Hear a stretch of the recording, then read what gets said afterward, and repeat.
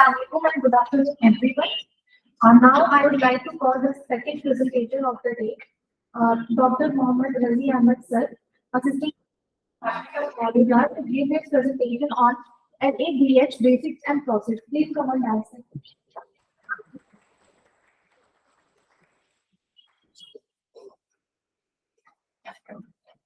Okay. Assalamualaikum, all of you.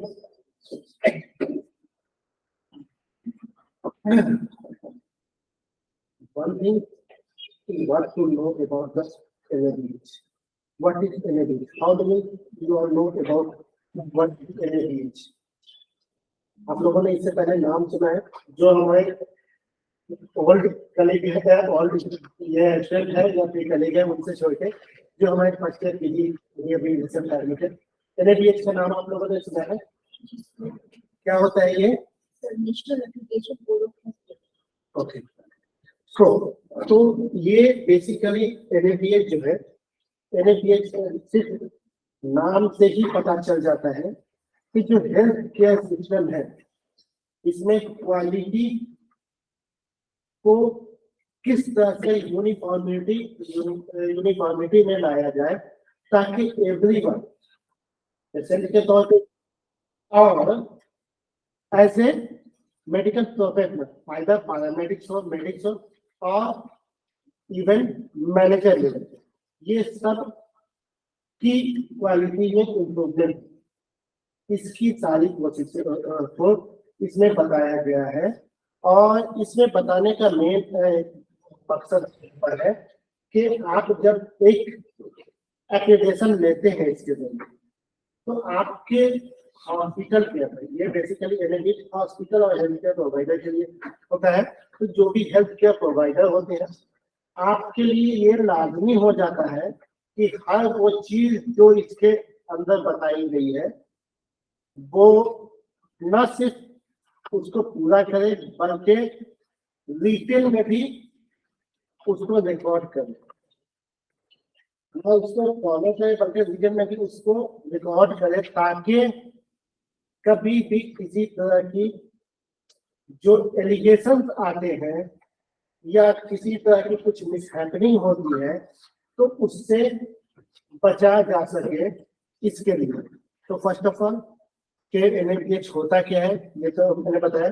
इसमें जो है हम अभी जो बात करने जा रहे हैं कि NADH क्यों जरूरी है और हमें क्यों जानना चाहिए इसके बारे में और किस तरह से इसे, क्योंकि ये एक दिन का प्रोसेस नहीं, आपको सालों लग जाते हैं कंप्लीट एक्रेडिटेशन लेने में।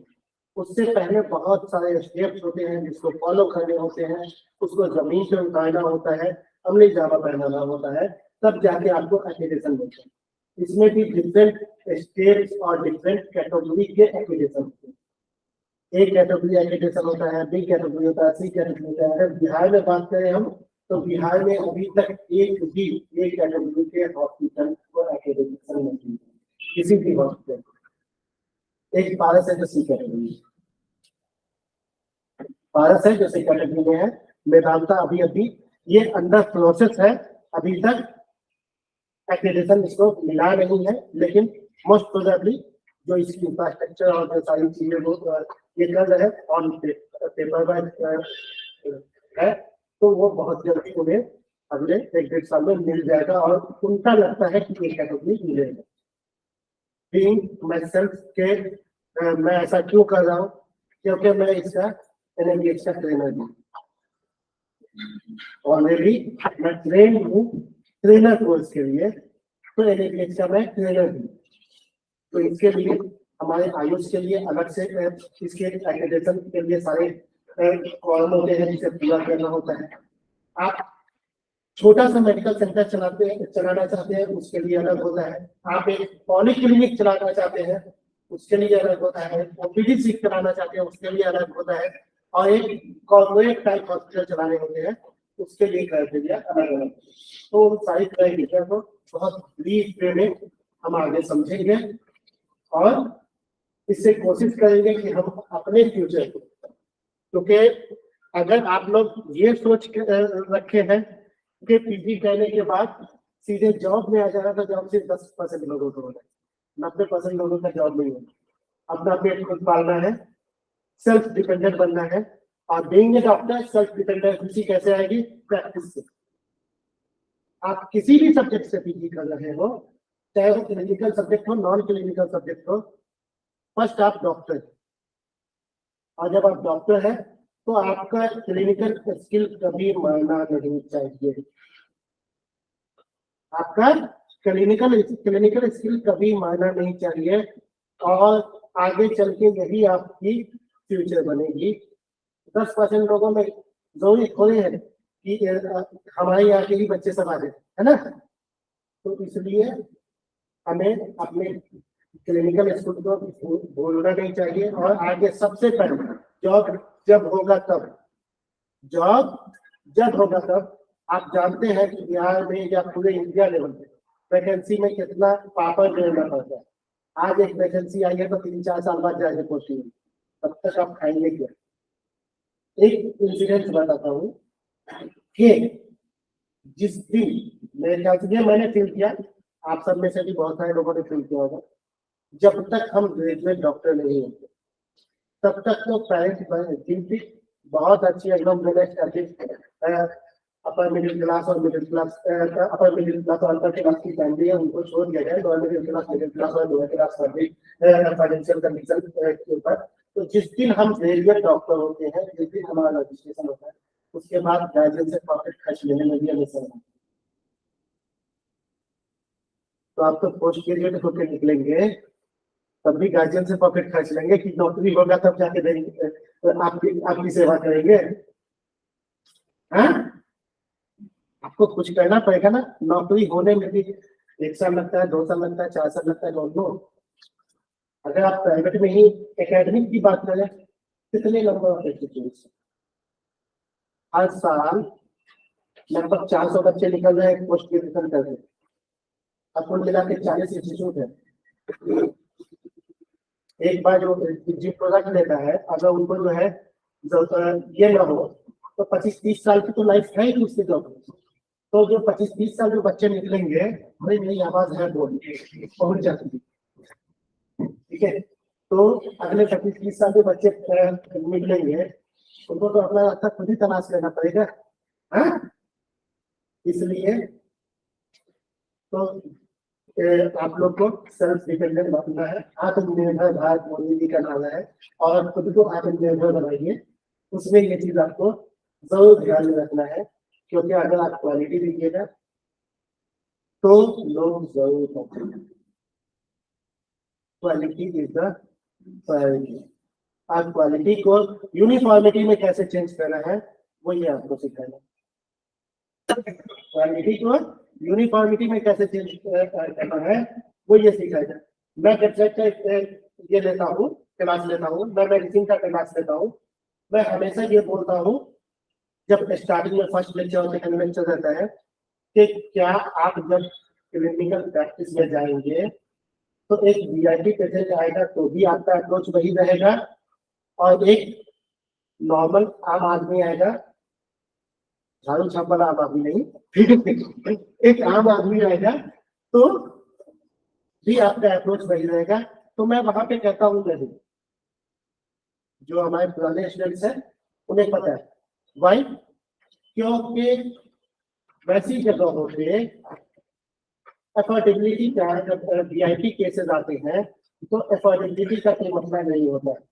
सपोज एग्जाम्पल उसमें मैं हमेशा देता हूँ, एक मरीज आता है टाइफाइड फीवर, और टाइफाइड के लाइन ऑफ ट्रीटमेंट में सबसे पहले है कि आप एंटीबायोटिक तभी यूज करेंगे जब आपको ब्लड कल्चर करवा के पॉजिटिविटी सेंसिटिविटी चेक कर लेंगे।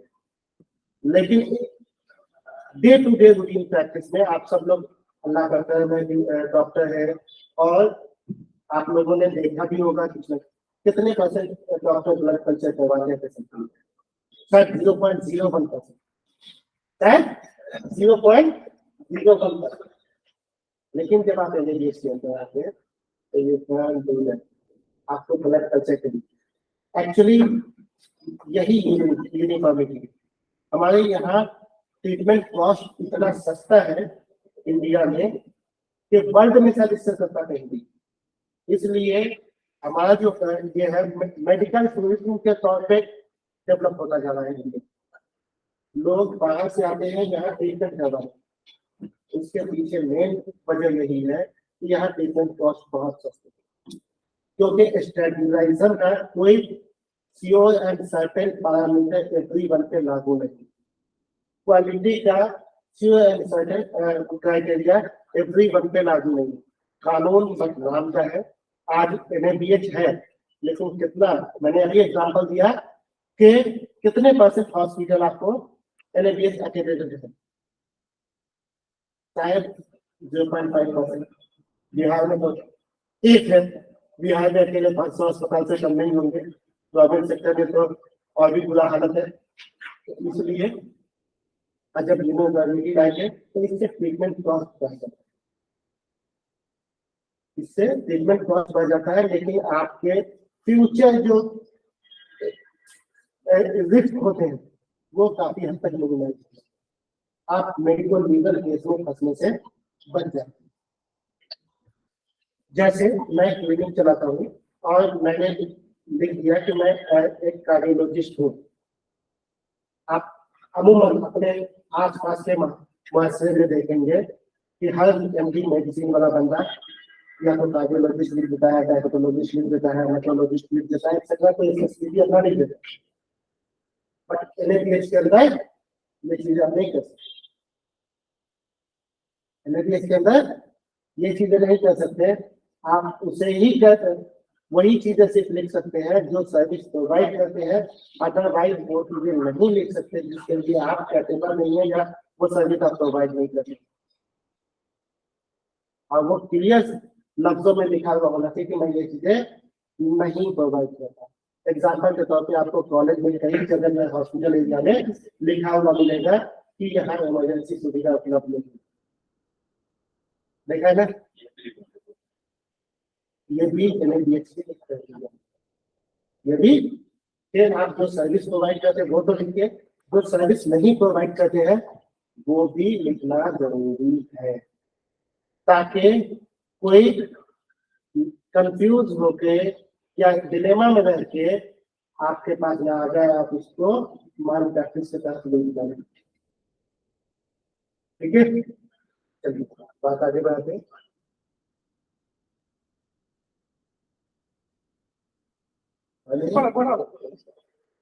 अच्छा, तो NABH की शुरुआत कहाँ से हुई? तो क्वालिटी काउंसिल ऑफ इंडिया जो गवर्नमेंट ऑर्गेनाइजेशन है उसके जरिए 1997 में कैबिनेट डिसीजन हुआ था और उसके जरिए इनको एस्टेब्लिश किया गया। ये एक ऑटोनोमस ऑर्गेनाइजेशन है जिसमें इंडस्ट्री एंड इंटरनल ट्रेड को ministry of commerce and industries के जरिए ये मिल रहा है, क्वालिटी काउंसिल ऑफ इंडिया के जरिए, और ये नेशनल बॉडी के तौर पे जो है एस्टेब्लिश किया गया है, जो कि एक्रेडिटेशन एंड क्वालिटी प्रमोशन पूरे ऑल ओवर इंडिया को देखेगा। तो ये एक हमेशा ध्यान रखना, ये ऑटोनोमस बॉडी है, लेकिन इसे under the establishment act quality council of India के जरिए ये किया गया है, जो कि थर्ड पार्टी असेसमेंट करता है किसी प्रोडक्ट और सर्विस और प्रोसेस को, जो थर्ड पार्टी असेसमेंट करता है किसी प्रोडक्ट सर्विस और प्रोसेस को। जैसे मैंने बताया कि मैं ट्रेनर भी हूँ, तो अगर मैं ट्रेनर हूँ तो मैं असेसर भी हूँ, अगर मैं ट्रेनर हूँ तो मैं असेसर भी हूँ। अगर कहीं पे कोई यूनानी हॉस्पिटल चाहेगा कि हमें जो है लेना है आयुष हॉस्पिटल, हमें एक्रेडिटेशन लेना है, तो वैसी सूरत में आयुष के बहुत कम गिने चुने लोग हैं, तो मेडी के मुझे भी कॉल आ सकता है कि आपको असेसमेंट के तौर पे जाना है। ठीक है,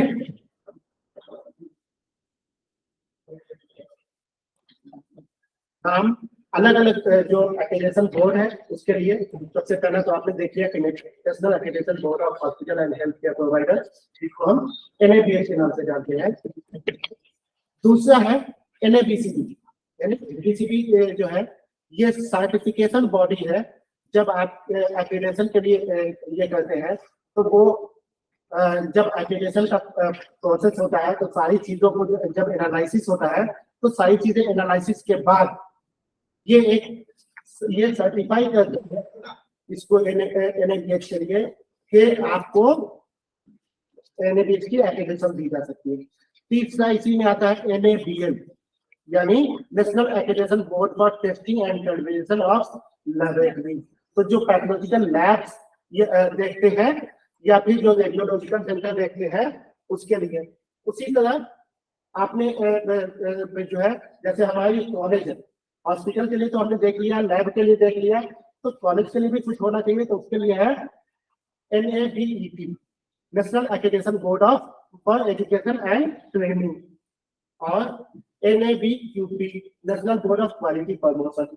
फर्दर ये सब क्वालिटी, ये सब क्या क्वालिटी प्रोवाइड करने के लिए, क्वालिटी में यूनिफॉर्मिटी लाने के लिए, और फिर फर्दर इसका प्रमोशन कैसे हो उसके लिए भी सारे गाइडलाइन तय करता है। वो कौन तय करता है? क्वालिटी प्रमोशन करता है। ठीक है,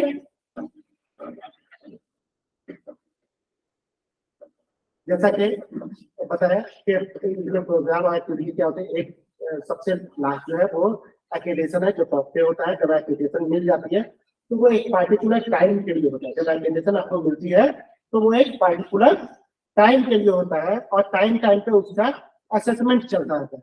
तो एक्रेडिटेशन उससे पहले सर्टिफिकेशन होता है, उससे पहले आपको उसके इम्पैनलमेंट में आते हैं। उस इम्पैनलमेंट में आने के लिए जब एप्लीकेशन देते हैं तो आप उस इम्पैनलमेंट के अंदर आ जाते हैं, तब वो आपके असेस करेगा, तब सर्टिफिकेशन प्रोवाइड करेगा। लेकिन वो एप्लीकेशन देने से पहले ही वो कहता है कि कम से कम आप अपने 3 लोगों को भेज के ट्रेनिंग करवाइए। आप अपने 3 लोगों को भेज के ट्रेनिंग करवाइए कि आप कैसे एप्लीकेशन के लिए आगे बढ़ेंगे, इम्पैनलमेंट कैसे होगा, तब जाके सर्टिफिकेशन कैसे होगा, तब जाके एक्रेडिटेशन आपको मिलेगा। तो वो ये सारे NABH के स्टेप्स हैं।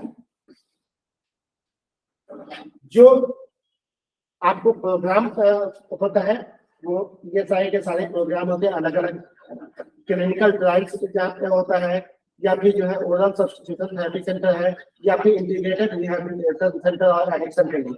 उसी में जो है स्मॉल हेल्थ केयर ऑर्गेनाइजेशन जो SHO के नाम से जाना जाता है, उसके लिए अलग क्राइटेरिया है।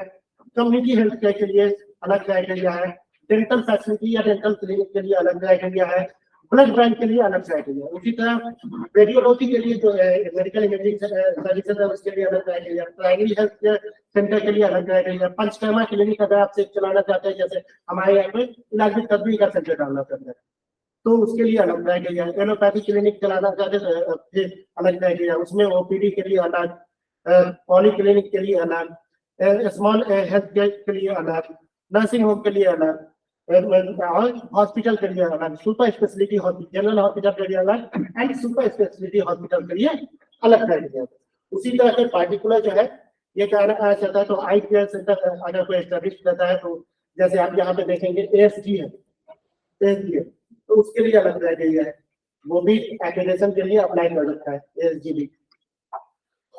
ब्लड स्टोरेज सेंटर के लिए अलग, आयुष हॉस्पिटल्स के लिए अलग, और wellness centre, health and wellness centre जो अभी काफी इंडिया में आयुष वालों के लिए पॉपुलर हो रहा है, उसके लिए सबके लिए अलग अलग क्राइटेरिया है। उस अलग अलग क्राइटेरिया में से आपको जिस टाइप का सेंटर चलाना है वो सारे सेंटर के अकॉर्डिंग आपको आगे प्रोसीड करना पड़ता है।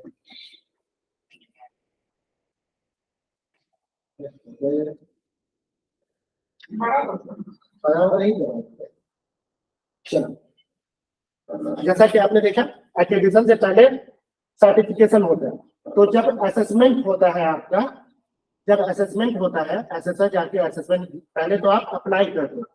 अप्लाई करने से पहले क्या होगा कि ट्रेनिंग होगा आपके एम्प्लॉय का। अगर हम यहाँ जो है अपने गवर्नमेंट डिग्री कॉलेज को NABH लेना चाहे या NABT लेना चाहे, तो वैसी सूरत में हमारे एम्प्लॉय को 3 एम्प्लॉय जो कि उसके लिए कैपेबल है, जो कि उसके लिए कैपेबल है, उसमें एक जैसे सुपरिटेंडेंट होगा, एक अगर मैनेजर है तो वो होगा, एक डायरेक्टर है वो होगा, या फिर कंसल्टेंट है वो होगा। इस तरह के लोग, तो पहले 3 लोग जाके ट्रेनिंग लेंगे। ट्रेनिंग लेने के बाद वो अप्लाई करेंगे। अप्लाई करने के बाद पहले प्री असेसमेंट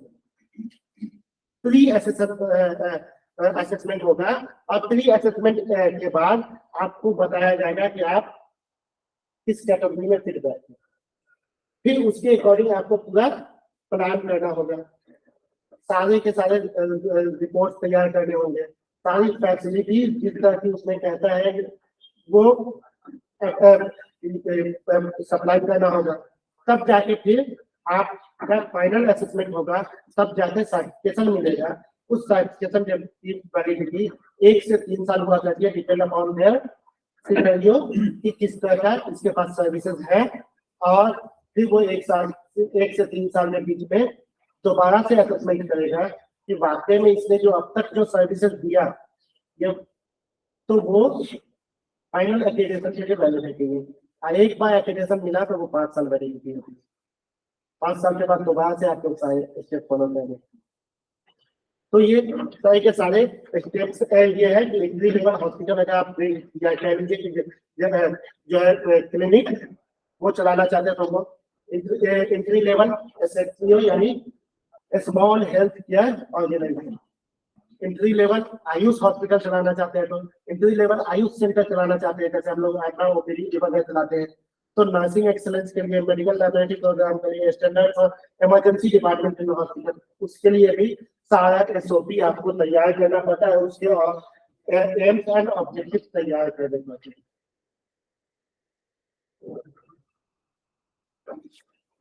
इससे बेनिफिशियर कौन होता है? Already I have told you कि सबसे पहला बेनिफिशियर जो है वो पेशेंट होता है। इसमें कुल चाहे वो किसी भी लेवल पे आप हॉस्पिटल या हेल्थ केयर सेक्टर को आप ये कर जाएंगे, उसमें एक चीज मोटे मोटे तौर पे है कि 10 चैप्टर, उस 10 चैप्टर में से 5 चैप्टर सिर्फ और सिर्फ पेशेंट के फायदे के लिए होता है, और बाद के 5 जो होता है वो मेडिक्स, पैरामेडिक्स एंड कॉर्पोरेट के या ऑर्गेनाइजेशन के फायदे के लिए होता है। तो पेशेंट्स के फायदा सबसे पहले प्रायोरिटी है वो, दूसरा हेल्थ केयर ऑर्गेनाइजेशन का फायदा, तीसरा हेल्थ केयर स्टाफ का फायदा, चौथा रेगुलेटरी बॉडीज। तब जाके जब आपको एक्रेडिटेशन सपोज मिल गया तो रेगुलेटरी बॉडीज आपको बार बार आएगी नहीं चेक करने के लिए कि आप सही कर रहे हैं कि नहीं कर रहे हैं, क्योंकि उनको पता है कि ऊपर बैठे हुए लोग इनका प्रॉपर असेसमेंट कर चुके हैं और कर रहे हैं। ठीक है, तो इन सब में फायदे की बात इसके अंदर आ जाती है।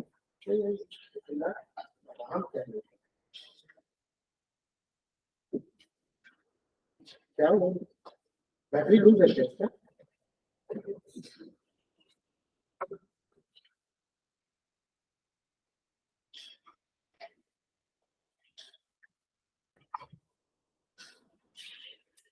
बहुत सारा करके अच्छा ये सब आगे जा सकते हैं।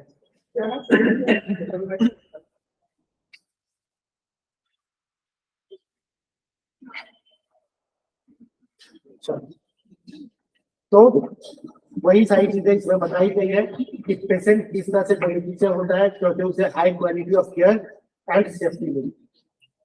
जब आप एक्रेडिटेशन पैनल में आ जाते हैं, हॉस्पिटल में जाते हैं, तो overall high quality care and safety मिलती है।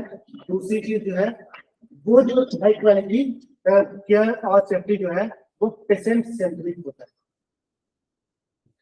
हेल्थ केयर स्टाफ को कैसे फायदा मिलता है? तो ओवरऑल परफॉर्मेंस डेवलपमेंट होता है। जैसे मैं एक टीचर हूँ तो मैं अपने डे टू डे लाइफ में कैसे सुधार कर सकता हूँ, मैं अपने एजुकेशन लेवल को कैसे सुधार करता हूँ, तो मैं अक्सर अपने बच्चों को बोलता हूँ कि आप मुझे रेट दीजिए, आप मुझे मेरे फीडबैक को दीजिए कि मुझे क्या इम्प्रूवमेंट करना है। जो बच्चे पढ़े हैं वो जानते हैं कि मैं हमेशा ये बात कहता हूँ कि मुझे रेट कीजिए और मुझे बताइए कि मैं इसमें और फर्दर बेटरमेंट कैसे ला सकता हूँ ताकि बेहतर से बेहतर मैं और आगे खुद को कर सकूँ। तो ओवरऑल प्रोफेशनल डेवलपमेंट होता है। साथ ही हॉस्पिटल स्टाफ में जो है वो लीडरशिप क्वालिटी पैदा होती है। लीडरशिप क्वालिटी से क्या मुराद है कि एवरीवन की जो रिस्पॉन्सिबिलिटी होती है, आपने सिर्फ ये जो लोग हॉस्पिटल वगैरह में काम किए हैं उनको ये पता होगा कि आपकी ड्यूटी ओवर होती है तो आप राउंड जो आपने इस ड्यूटी में किया उसको ट्रांसफर नेक्स्ट ड्यूटी वाले को देना होगा। ओवर करना, हैंड ओवर करना होता है कि मैंने ये किया इस पेशेंट के साथ और फर्दर आपको क्या करना है वो अब आप समझ। तो वो चीजें कैसे आएंगी?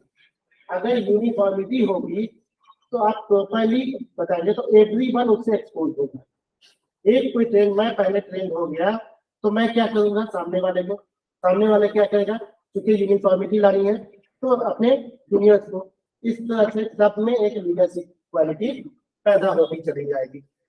अच्छा वर्किंग एनवायरनमेंट होगा जो होता है लेबर लॉ के अंदर कि लेबर का शोषण और दोहन नहीं किया जाएगा। तो ये सारी चीजें इसमें आ जाती है।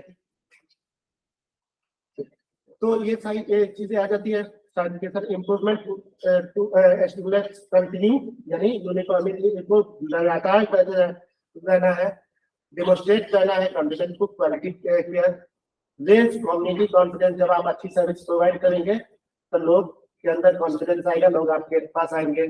उसी तरह जो है इंसेंटिव्स, फाइनेंशियल इंसेंटिव्स भी आपको मिलेंगे। अगर आप जैसे आप प्राइवेट ऑर्गेनाइजेशन में काम करते थे, एनुअली आपको इंसेंटिव मिलते हैं ना, तो इंसेंटिव्स गवर्नमेंट में तो क्या है भाई कि सबके लिए यूनिफॉर्मिटी है, जैसा भी काम करो आपके लिए क्राइटेरिया सेम है। आप 10 लेक्चर लीजिए तो भी सैलरी आपकी उतनी आएगी, और 2 लेक्चर लीजिए या 1 लेक्चर लीजिए या नहीं लीजिए तो सैलरी उतनी आएगी। आप सुबह 10 से रात 10 तक काम किए तो भी उतनी ही आनी है, और सिर्फ अटेंडेंस बना के चले जाइए तो भी उतनी ही आनी है। तो ये सारी चीजों का यहाँ पे ये कर दिया गया है कि आप जैसी सर्विसेज प्रोवाइड करेंगे तो वहां पे इंसेंटिव का जो प्राइवेट सेक्टर में होता है, जैसे ओवर टाइम का एक कंसेप्ट है, तो वो सारी चीजें आपको इसकी वजह से मिलता है। रेगुलेटरी बॉडीज को ये रिलाई होता है कि हम जो है इनका जब ये एक्रेडिटेड है तो ये अच्छी सर्विस प्रोवाइड करेगी, तो वो आपको ज्यादा प्रॉब्लम नहीं करेगा और अनसर्टेनिटी को के चांसेस को रिड्यूस कर देगा। क्या है एनएपीएच का एम? तो आप जब पढ़ेंगे स्टेबलाइजिंग ए कॉमन फ्रेमवर्क और health care organization to demonstrate and practice compliance with present safety protocol, thus ensuring that you are providing quality care, high quality service to the patient. पहले ही बात में क्या हो गए कि ये इंश्योर करता है एस्टैब्लिश करने को कि आप एक बेटर सर्विस, क्वालिटी का सर्विस और हाई क्वालिटी सर्विसेज को प्रोवाइड करते हैं। इसको इसका जो मेन एम है वो मिशन क्या है कि हमारी जो सर्विसेज या जो हमारा केयर है नेशनल और इंटरनेशनल लेवल पे एक्सेप्टेबल हो, नेशनल और इंटरनेशनल लेवल पे एक्सेप्टेबल हो। उसका सीधा साधा एग्जांपल है कि चाइना के माल के लिए कहा जाता है कि चले तो चांद तक बढ़ो, शाम तक। तो ऐसा ना हो कि कोई प्रोडक्ट इतना अच्छा बन जाए कि सालों साल तक चलता रहे और कोई प्रोडक्ट उसी दर्ज का कोई प्रोडक्ट शाम तक भी न चले। तो इसके लिए चले तो चांद तक और न चले तो शाम तक वाली कहावत ना हो, इंटरनेशनली और नेशनली जो है उसकी वैलिडिटी हो, इसके लिए इस मिशन में ये लगा हुआ है। ग्लोबल रिकॉग्निशन हो कि हाँ हम जो स्टैंडर्ड ऑफ केयर, हम स्टैंडर्ड ऑफ सर्विस जो प्रोवाइड करते हैं वो कहीं से भी इंटरनेशनल स्टैंडर्ड से बिलो नहीं है। हम क्या कहते हैं, चाइना वाले डॉक्टर पढ़ के आ जाते हैं, उनको कुछ पता ही नहीं होता है, जबकि उससे ज्यादा हमारे यहाँ के आईएएस वाले डॉक्टर ज्यादा पढ़े हुए होते हैं। क्यों? तो वही तो इंटरनेशनली का वो टीचिंग फैसिलिटी, वो प्रैक्टिकल फैसिलिटी नहीं प्रोवाइड कर पाता है, इसकी वजह से। तो वो सारी चीजें यूनिफॉर्मिटी लाने के लिए इसमें ग्लोबल रिकॉग्निशन जो है आपको सारे के सारे, चाहे वो एशियन सोसाइटी हो या फिर जो इंटरनेशनल सोसाइटी हो, इन सब से कि जो स्टैंडर्ड है उस स्टैंडर्ड पैरामीटर को फॉलो किया जाए। What is accreditation? ऑलरेडी मैंने बताया कि कंटिन्यूअस ये प्रोसेस है, कंटिन्यूअस मेजर द परफॉर्मेंस। आप जो सर्विस प्रोवाइड कर रहे हैं उसमें यूनिफॉर्मिटी है कि नहीं, उसको कंटिन्यूअस मेजर किया जा सके, एविडेंस बेस्ड और प्रैक्टिस फोकस बनाया जा सके, साथ ही continuous development and quality improvement रहेगा। जब एक ही चीज को आप बार बार करते रहेंगे, जैसे अभी हमारे यहाँ पिछले 3 सालों से फार्माकोविजिलेंस सेंटर काम कर रहा है, फार्माकोविजिलेंस सेंटर काम कर रहा है। तो जब आई उससे पहले शायद हम लोग एडवर्स इफेक्ट के बारे में बात भी नहीं करते थे। आज ये है कि शायद एक दो रियली में ड्रग रिपोर्ट किया गया है कि हाँ इसके इस कंडीशन से ये मुद्दे असर डेवलप होते हैं, नहीं तो हम लोग यहाँ पे बात भी नहीं करते थे एडवर्स इफेक्ट की। तो यही तो क्वालिटी पैदा करती है ना। तो कंटिन्यूअस डेवलपमेंट और क्वालिटी इंप्रूवमेंट को बेहतर तरीके से किया जा सकता। वापिस से फिर वही चीज है, benefit raise community confidence, quality of patient care and safety और स्टैंडर्डाइजेशन, तो road map of standardization, improve patient satisfaction level, provide continuous learning and good working environment, provide an objective system of empowerment by users and other third parties। ठीक है, तो अमूमन ये एक शिकायत मिलती है कि आपने कहीं ट्रीटमेंट करवाया, आप हेल्थ इंश्योरेंस ले रखे हैं, अब वो कंपनी आपको पैसे ही नहीं देगी। तो जब यूनिफॉर्मिटी होगी तो कहीं भी आप ट्रीटमेंट करवाएंगे तो वो पैसे देंगे। तो यहाँ पे बात आ जाती है कि दोनों में क्या, जैसा कि मैंने बताया है कि पहले क्या होता है, ट्रेनिंग होता है, फिर होता है, देन सर्टिफिकेशन होता है, देन एक्रेडिटेशन होता है। क्या है छोटा से कि बहुत मजा आ रहा है क्लास में बैठ के, बहुत हंसी आ रही, जस्ट ठीक है। तो एक्रेडिटेशन और सर्टिफिकेशन में क्या डिफरेंस है तो जानेंगे। एक्रेडिटेशन जो होता है वो बहुत ही जो है एग्जॉस्टिव लिस्ट है हेल्थ केयर स्टैंडर्ड के लिए और हॉस्पिटल और हेल्थ केयर प्रोवाइडर के लिए, जिसमें 600 से ज्यादा ऑब्जेक्टिव एलिमेंट्स मौजूद होते हैं। जब इन सारी शर्तों को पूरा करते हैं तब जाकर एक्रेडिटेशन मिलता है। वही क्या है इंटरव्यू लेवल सर्टिफिकेशन के लिए कि आप जो चैलेंजेस फेस करते हैं उस एक्रेडिटेशन के लिए, उससे पहले आपको सारी तरह की हेल्प कराता है, जैसे ट्रेनिंग हो गया या एम्पावरमेंट के बाद, और फिर वापस से जो है आपको उसकी तरफ फर्स्ट स्टेप। तो बेसिकली क्या है कि certification is the first step toward the accreditation. Basically क्या है कि certification is the first step of accreditation.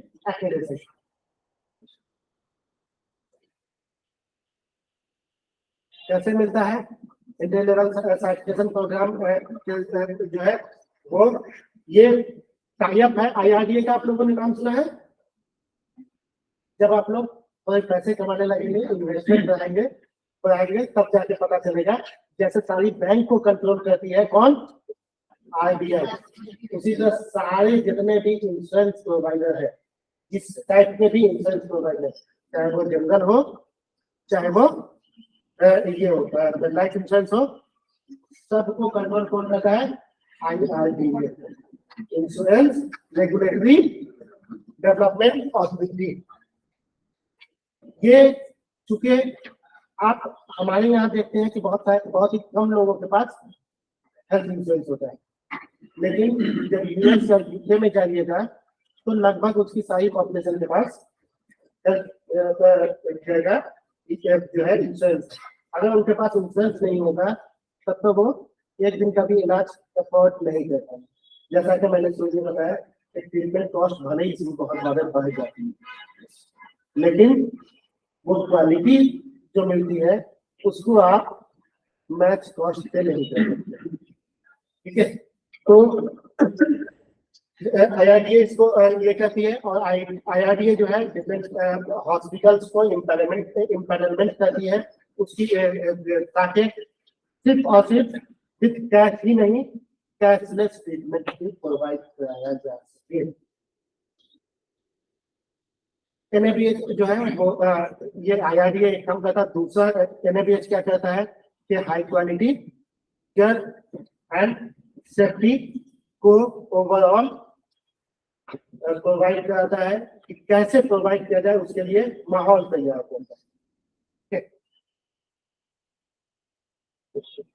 Hope इसके लिए एक प्रोग्राम है होप, जिसमें हेल्थ केयर ऑर्गेनाइजेशन प्लेटफॉर्म पर इंट्री लेवल सर्टिफिकेशन, इसमें जो इंट्री लेवल सर्टिफिकेशन होता है उसके लिए एक पूरा प्लान तैयार किया जाता है, जो कि स्मॉल हेल्थ ऑर्गेनाइजेशन के लिए जो एक्रेडिटेशन के लिए जरूरी है, वो बड़े बड़े हॉस्पिटल्स से पहले से उतनी ही चीजें अप्लाई की जाती है। जो स्मॉल हेल्थ केयर ऑर्गेनाइजेशन के लिए है, वो बड़े बड़े हॉस्पिटल में भी पहले से उतनी ही चीजें अप्लाई की जाती है। जैसे पेशेंट आपका इंजरी किया, इंजरी करते ही उसको डिफरेंट जगहों पे विजिबल होना चाहिए कि यहाँ क्या क्या सर्विसेज है या क्या क्या सर्विसेज नहीं। अगर वो इंश्योरेंस कंपनी से टाई अप है, थर्ड पार्टी से कैशलेस सर्विस प्रोवाइड करता है, तो किस किस इंश्योरेंस कंपनी से टाई अप है उसकी भी लिस्ट लगी हुई होनी चाहिए। आज के डेट में हमारे भारत सरकार आयुष्मान भारत के नाम से चला रही है। आप देखेंगे कि बहुत सारे लोगों के पास आयुष्मान कार्ड है, लेकिन वो भटकता रहता है कि कौन हॉस्पिटल प्रोवाइड करेगा। पता चलता है गवर्नमेंट हॉस्पिटल प्राइवेट में ज्यादातर हॉस्पिटल सर्विस प्रोवाइड ही है। जब तक सरकार उसको 5 लाख रुपए एनी टाइम दे रहा है एक साल में ट्रीटमेंट के लिए, लेकिन उसको सेंटर ही नहीं मिलते। भाई आप जब पैसे खर्च करें, एक मुद्दा क्या है, लोग मजबूरी में गवर्नमेंट सेंटर में जाते हैं, लेकिन जब पैसे दे के ही सरकार ही पैसे दे रही है, लेकिन वो तो पैसे दे रही है, तो प्राइवेट वाले क्यों नहीं दे रहे हैं? इसमें कुछ ना कुछ ड्रॉबैक होगी, पेमेंट में डिले होगा, या फिर पेमेंट जो उसके मुताबिक। आज मैं अगर 5 रास्ता में आगे बोले जाओ तो मिनिमम एक दिन में नॉर्मल वार्ड में भी 40-50 हजार रुपए की बिल बनेगी। क्या वो सरकारी मिशन के जरिए जो आयुष्मान कार्ड के जरिए वो 40-50 हजार रुपये देगा? अगर नहीं देगा तो वो एप्लीकेशन नहीं है, वो इम्पेनलमेंट नहीं ले रहा है। तो क्या है, अगर उसको 40-50 हजार रुपये एक दिन के वो दे देगा तो उसको क्या है, इसका तो जो है सोर्स ऑफ इनकम बढ़ गया, उसके पास नंबर ऑफ पेशेंट बढ़ गए। लेकिन सरकार ने अपनी तरफ से एक लिमिट तय कर रखा है, जो कि ESI या SCI CSI वाले में रेट है, उसको तय कर रखा है। उसका एग्जाम्पल इस तरह से समझिए कि जैसे मैं गवर्नमेंट एम्प्लॉय हूँ और मेरी मम्मी को मैंने एंजियोप्लास्टी करवाया जनवरी 2020 से, मैंने प्राइवेट में करवा लिया। मुझे क्या है कि मुझे सरकार रिम्बर्समेंट देती है, मैंने अप्लाई किया एंजियोप्लास्टी में, मेरे अपने लिंक होने के बावजूद, मेडिकल प्रैक्टिशनर मेडिकल प्रोफेसर, आपने लिंक होने के बावजूद टोटल एंजियोप्लास्टी और जो सारे ये होते हैं सब में मिलाकर मुझे 1,70,810 रुपए का बिल बना। अगर वो नहीं होता मेरे पास ये बैकअप, तो क्या होता, मिनिमम 2.25 लाख से 2.5 लाख रुपए मेरे लगते ही लगते। लेकिन चूंकि सारे जो है कनेक्शन है, तो इसकी वजह से मुझे कम पैसे लगे। अब कम पैसे लगे उसके बावजूद जब मैंने यहाँ रिम्बर्समेंट के लिए दिया, तो वो रिम्बर्समेंट कितना है, 1,62,100। तो सरकार CSI और ESI के जो हॉस्पिटल्स है उसके रेट को फॉलो करती है। इसलिए बहुत सारे प्राइवेट सेंटर, स्पेशली जो बड़े सेंटर्स होते हैं, जो एक्सपेंसिव सेंटर्स होते हैं, वो आयुष्मान भारत जैसे प्रोग्राम को नहीं लेते हैं। ठीक है, तो दोस्त का मेन काम तो यही है कि जो लेवल सर्टिफिकेशन प्रोसेस है उसको ये करना। दूसरी चीज रजिस्ट्रेशन, डॉक्यूमेंटेशन, फी सबमिशन, ये सारी चीजें वो होप के ग्रोथ पोर्टल के जरिए मैं चाहिए। तो वो होप के मल्टीफेरियस प्लेटफॉर्म है सर्टिफिकेशन प्रोसेस के लिए, और कंप्लीट इंफॉर्मेशन जो है ये आपको होप पे मिल जाता है इसका NABH एक्रेडिटेशन का। अब कि अगर आप एक्रेडिटेशन लेना चाहते हैं, एम्प्लॉयमेंट होना चाहते हैं, तो उसमें क्या क्या चैलेंजेस आते हैं, उसमें क्या क्या चैलेंजेस आते हैं। तो सबसे पहला चैलेंज कि हम इस चीज को जानते ही नहीं है कि ये क्या है। क्या क्या चैलेंजेस आते हैं, तो हम इन चीजों को जानते ही नहीं है कि ये क्या है। दूसरा एक ये होता है कि बहुत सारे टाइम मैं खुद भी जो है मैं ट्रेनर हूँ, लेकिन मैं खुद भी कहता कि हाँ मतलब हमारी अभी जो GDP है या फिर जो हमारी परचेजिंग पावर है उसके अकॉर्डिंग इसकी कोई जरूरत ही नहीं। तो फिर ये ट्रीटमेंट कॉस्ट को कम से कम 10 टाइम महंगा कर देगा। एक गरीब आदमी कहाँ से इसको अफोर्ड करता है। तो इसलिए कभी कभी मुझे लगता है कि इसकी अभी इंडिया में जरूरत नहीं होता। तो fear of unknown hidden things की वजह से। दूसरी चीज, जब आप इसके इम्पैनलमेंट के अंदर जब आप इसके ऑब्जेक्टिव्स सबको देखेंगे, तो जब आप पाएंगे कि जो सारी चीजें, जैसा मैं शुरू में बोला, जो सारी चीजें आप करते हैं, जैसे हमारे यहाँ हॉस्पिटल है, अभी हमारे बच्चे जो क्लिनिकल ट्रायल चल रहा है उसमें रेडियोलॉजी की या रेडियोलॉजिकल एग्जामिनेशन की जरूरत है। तो रिसर्च में क्या कहता है कि अगर आप जो सर्विस प्रोवाइड खुद से नहीं कर रहे हैं, तो जहां से कर रहे हैं उसके साथ MOU होना चाहिए। नॉर्मली देखें, अभी पटना के अंदर देखें तो शायद 10 ऐसे हॉस्पिटल नहीं होंगे जिसके पास ब्लड कल्चर या RT-PCR वगैरह की फैसिलिटी लाइब्रेरी हो, लेकिन वो सब करवाते हैं। कैसे करवाते हैं? बस ऐसे थर्ड पार्टी के जरिए करवाते हैं। लेकिन जब आप इंटरनल होइएगा इसमें, तो आपको MOU साइन करके देना पड़ेगा। वो दोनों के बीच MOU होगा कि मैं ये सर्विस इनके जरिए प्रोवाइड कराऊंगा। उस MOU लेटर में ये सर्विस के लिए ये रेट होगा और जो इन्फ्लेशन रेट है इस पे अप्लीकेबल हो सकता है। विदाउट MOU के आप किसी दूसरे से कोई सर्विस नहीं ले सकते, किसी दूसरे से कोई सर्विस भी नहीं ले सकते। सपोज मैंने एक क्लिनिक स्टार्ट किया, अब क्लिनिक के जरूरी नहीं है कि मैं जो है लैब डालू ही डालू अपना, मैं रेडियोलॉजिकल सेंटर डालू ही डालू अपना, मैं फार्मेसी डालू ही डालू अपना। तो जिनके साथ जहाँ पे हमारा प्रिस्क्रिप्शन जाएगा लैब के लिए, जहाँ पे हमारा प्रिस्क्रिप्शन जाएगा रेडियोलॉजी के लिए, यहाँ पे हमारा प्रिस्क्रिप्शन जाएगा ड्रग्स के लिए, उन सबके साथ आपका MOU होगा, इन सबके साथ, ताकि वो ये इंश्योर कर सके कि वो जो चीजें दे रहा है वो पूरी तौर पे क्वालिटी की है। वो जो सर्विसेज दे रहा है वो पूरी तौर पे क्वालिटी है, उसमें सेफ्टी है उसमें। आज हमें पहले दर्द होता है, हम जाके पब्लिक नाम नहीं देते, कहीं पे बैच नंबर ये वो सब कुछ चेक करते हैं नहीं है, लेकिन वहां पे आपको एवरी पेशेंट का रिकॉर्ड रखना होगा। उसमें आपने कौन सी ड्रग्स दी, किस बैच नंबर की दवा है, कब उसका एक्सपायरी है, कब उसका मैन्युफैक्चरिंग है, ये सारी चीज मेंशन करनी है। ओके, तो ये सारे fear of exposing their vulnerability, old infrastructure और लाइसेंस बहुत सारी लाइसेंस की भी इसमें जरूरत पड़ती है। जब आप NABH के एक्रेडिटेशन के लिए जाएंगे तो बहुत सारे लाइसेंस की जरूरत पड़ती है।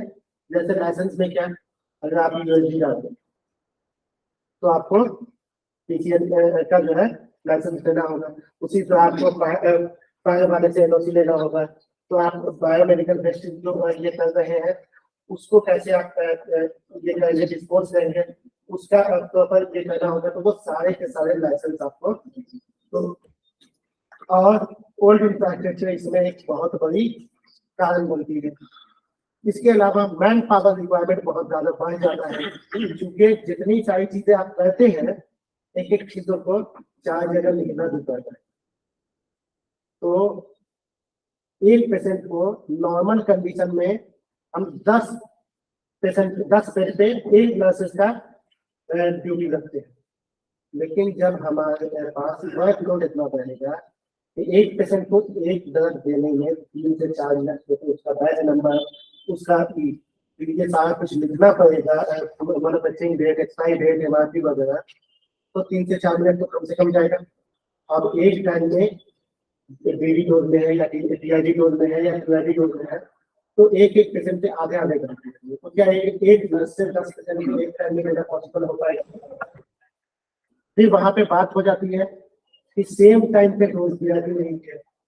जैसे सुबह 8 बजे, दोपहर के 4 बजे, रात के 12 बजे जाना है, टीआईडी डोज है, तो वो 8 बजे और 4 बजे और 12 बजे की जगह 8:30 या 4:45 या 12:15 तो नहीं हो गया। ये सारी चीजें आपको रिकॉर्ड में लाना होता है, यूनिफॉर्मिटी डेवलप करने, तो इसके लिए मैन पावर की और हर एक चीज का एसओपी वो जनरलाइज करना होता है।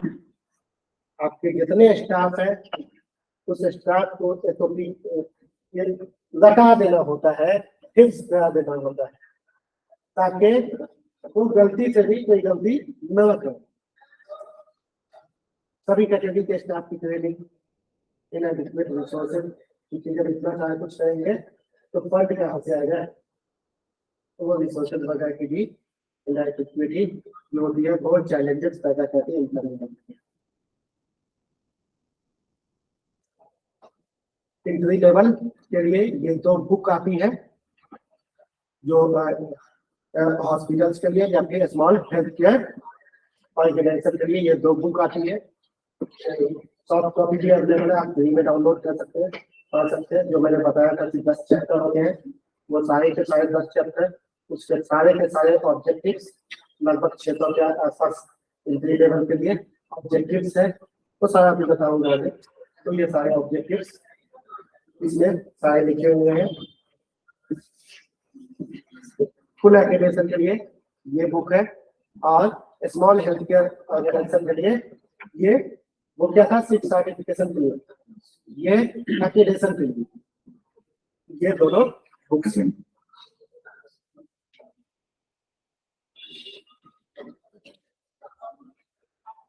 जैसा कि बताया मैंने, प्री एकेडेशन यानी entry level, then pre accreditation यानी certification progressive level, then accreditation pyramid type में।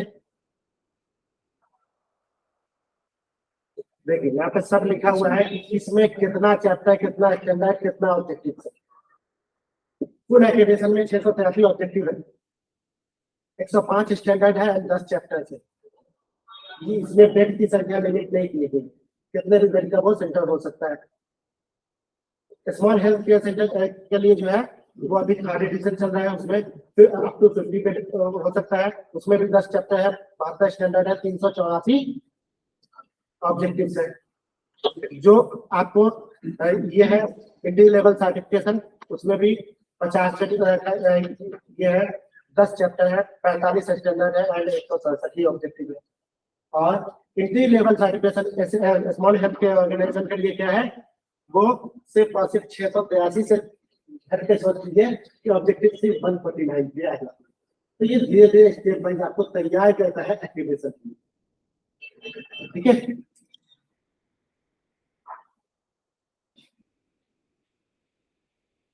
देखिए ये चैप्टर्स जो है, ये सारे के सारे 5 चैप्टर आप देखेंगे पेशेंट सेंट्रिक होता है।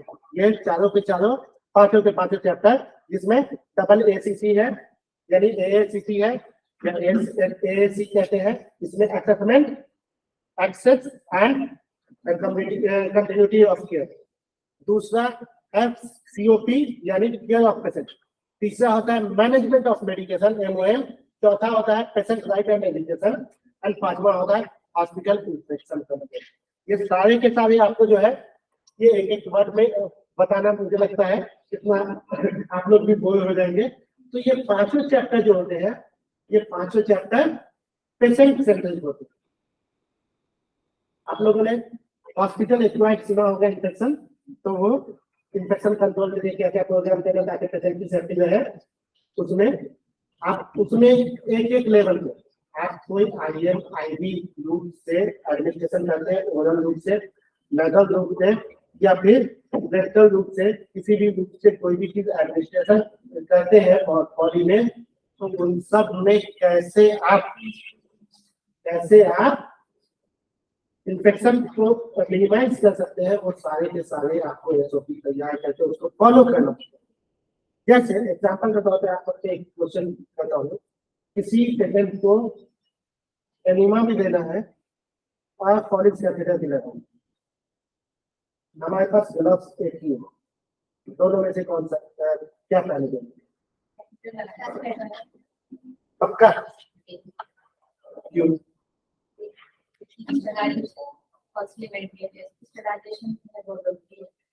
अच्छा, एनिमा के लिए है कि एनिमा में आप उतना अंदर पूरा रिड्यूस नहीं करेंगे, जो स्टेराइज आपका जो कैथेटर है यूटीआई सकते हैं वो वहाँ पर यूटीआई कॉमन है, ये बहुत इम्पोर्टेंट चीज है, बट अगर आप डिटेल में देखेंगे तो ओवरऑल सबसे ज्यादा जो इन्फेक्टिव रिस्क होता है वो जीआई ट्रैक्ट से लेके रेक्टम तक होता है। ठीक है, तो आपको वाकई में ये फॉरेस्ट कैटेगरी ही पहले देना है, उसके बाद देना है। ठीक है, तो ये सारी चीजें आपको हॉस्पिटल इन्फेक्शन कंट्रोल में ध्यान रखना है। अभी एक और क्वेश्चन, आपने कभी आईवी इंजेक्शन देते हुए डायरेक्ट आईवी जब देते हैं इंजेक्शन विदाउट इंटरैक्ट की बात कर रहा हूँ, जैसे हम जैसे कोई जानकर कुछ हुआ करके अरे जाओ ये इंजेक्शन आप दे दो, पता है अब हमने आईवी के लिए पंचर किया, विजन पैक लिया ब्लड और उसको पुश कर दिया, लेकिन वो काउंटर हो गया, यानी वो वेल पंचर हो गया, अब हमको उसको निकालना चाहिए, क्या वो उस इंजेक्शन को दोबारा हम देंगे या फिर दूसरा वाइल नया तैयार करके देंगे? ये सारी की सारी चीजें आपको इन्फेक्शन कंट्रोल प्रोग्राम में आती है, लेकिन हम लोग कहते क्या है उसी को दोबारा भी इंसर्ट कर देते हैं। ठीक है, इसके बाद ऑर्गेनाइजेशन जो स्टैंडर्ड्स होते हैं, जो चैप्टर्स हैं वो ये सारे हैं, PSQ यानी patient safety quality, ROM responsibility of management, FMS यानी facility management and safety, HRM यानी human resource management and IMS यानी इंफॉर्मेशन मैनेजमेंट सिस्टम। तो ये 5 चैप्टर जो होते हैं ये सारे के सारे आपको सेंट्रिक होते हैं, किसके? ऑर्गेनाइजेशन सेंट्रिक होते हैं। इसी में सब आपको जो है जब आप रिस्पांसिबिलिटी ऑफ मैनेजमेंट पाएंगे या पेशेंट सेफ्टी में पाएंगे, तो पेशेंट सेफ्टी में सबसे पहले क्या आता है कि training and education, continuous training and education, जो आप बड़े बड़े हॉस्पिटल में देखते हैं कि अक्सर सेमिनार या फिर जो है SCME वगैरह चलता रहता है, तो वो इसका पार्ट होता है। ठीक है, तो ये 10 चैप्टर होते हैं, जब इसको प्रॉपर्ली आप फुलफिल करेंगे तो अलग अलग लेवल के लिए आपने देखा कि अलग अलग ऑब्जेक्टिव्स तय किए गए हैं और उसके अकॉर्डिंग आपको आगे की प्रोसीडिंग करनी होती है। हॉस्पिटल क्या क्या मेजरमेंट करेगा इसके लिए सबसे पहले क्या क्या कि स्ट्रॉन्ग मैनेजमेंट और कमिटमेंट की जरूरत है, दूसरा क्वालिटी कोऑर्डिनेटर की जरूरत है, तीसरा क्वालिटी टीम की जरूरत है, फिर ट्रेनिंग ऑफ स्टैंडर्ड की जरूरत है, कमेटी अलग अलग कमेटी बनाने की जरूरत है, बेसलाइन असेसमेंट की जरूरत है, जो गैप्स आ रहे हैं वो एवरी इंडिविजुअल को क्या क्या रिस्पॉन्सिबिलिटी दी जा सकती है उसके लिए असाइन करने की जरूरत है, सारे के सारे स्टाफ को जो है इन्वॉल्व करने की जरूरत है, इम्पैनलमेंट के इम्प्लीमेंटेशन ऑफ चेकलिस्ट तैयार करना है, स्टैट्यूटरी एंड लीगल रिक्वायरमेंट्स को पूरा करना है। तो ये सारी की सारी चीजें जो है आपको इस महीने से गुजरने के बाद आप किसी चीज के लिए अप्लाई कर सकते हैं। पहले तो जो आपका ट्रेनर जो 3 लोग ट्रेनिंग के लिए जाते हैं वो इंटरनल असेसमेंट करते हैं, तब जाके एक्सटर्नल असेसर को इनवाइट करते हैं कि आप आके एसेस कीजिए। अगर 2 से 3 दिन का प्रोसेस होता है, अगर आप लोग चाहे ग्रेजुएट हो चुके हैं, जो लोग चाहे तो कर लीजिए, क्योंकि एक असेसमेंट का 2 से 3 लाख रुपया मिलता है। ठीक है, एक असेसमेंट का 2 से 3 लाख रुपया मिलता है।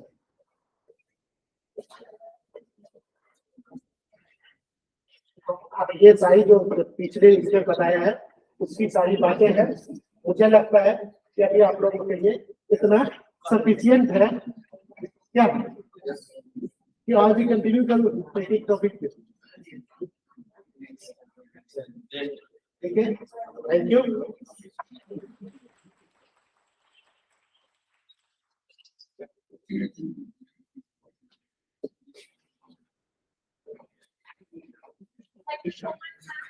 Very knowledgeable and creative presentation.